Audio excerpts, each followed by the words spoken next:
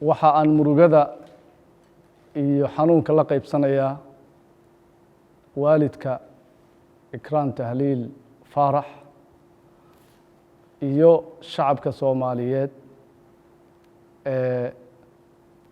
runtii aad uga naxay aadna uga argagaxay waayideedii iyo in la iclaamiyey in la dilay.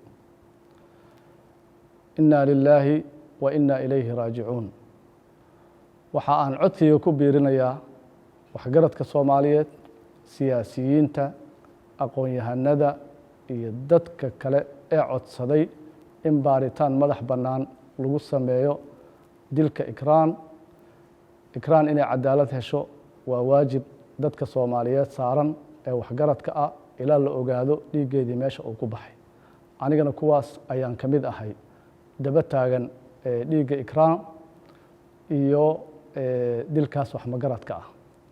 runtii in la isku turtuuro ma mudna, waana wax lala yaabo in xataa kuwii lagu tuhmayey inay nabadda necab yihiin ay ka bari noqdaan oo ay iska fogeeyaan dilkeeda.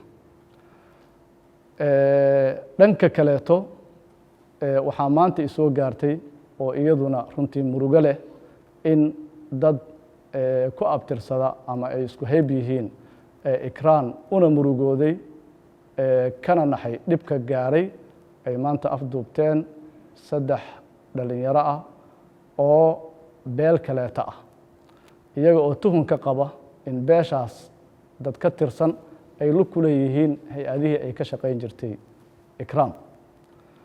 waxaan doonayaa inaan halkan baaq uga diro odayaasha waxgaradka iyo